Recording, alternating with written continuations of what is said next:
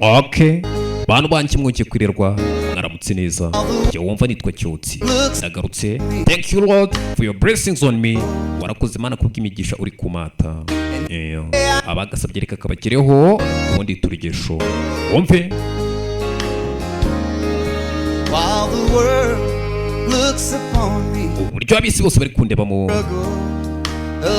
babona isi yankaranze,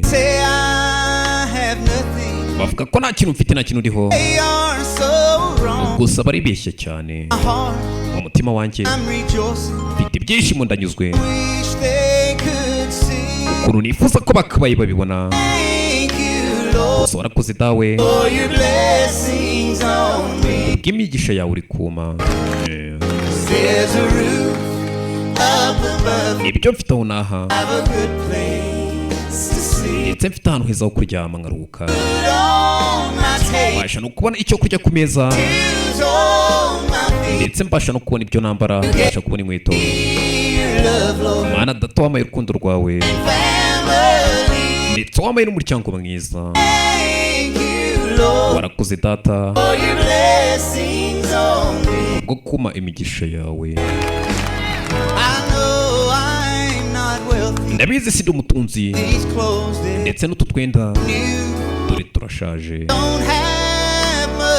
ikindi simfite n'amafaranga menshi, ariko data ndagufite.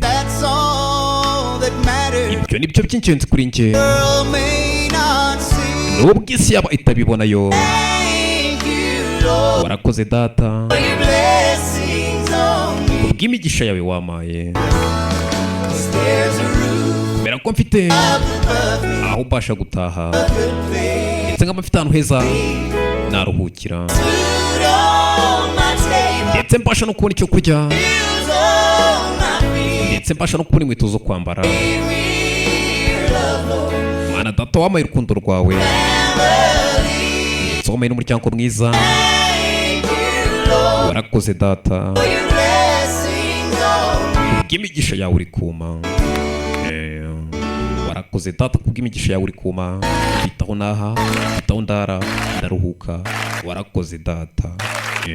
Nubwo abisi batabibona ibyishimo mfite muri njye, mbasha kubona aho ntuye, ndetse mfite ahantu heza ho gusinzirira nkaruhuka, ndetse ku meza yanjye hari icyo kurya, ndetse mu birenge byanjye hari inkweto, ndambaye inkweto. Data wamaye urukundo rwawe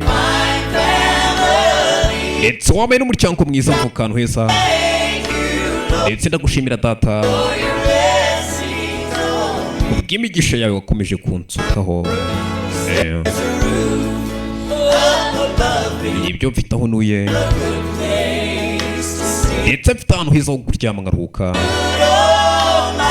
ameza yanjye ntihaburaho ibyo kurya. There is shoes on my feet, mu birenge byanjye mfite inkweto. Mana data wamaye urukundo rwawe, wamaye n'umuryango mwiza. Warakoze data bwo kuba umugisha wawe wamaye. And I thank you Lord. Warakoze kubw'imigisha uri kuma, ndagushimira. Said there's a roof up above me, I've a good place to sleep. There's food on my table, shoes on my feet. You gave me your love Lord, and a fine family. Wamaye n'umuryango mwiza. Thank you Lord for your blessings on me. Yari Cyotsi wanjye ndabakunda. Kora subscribe tujye tubana. Hasta la vista. Ciao ciao.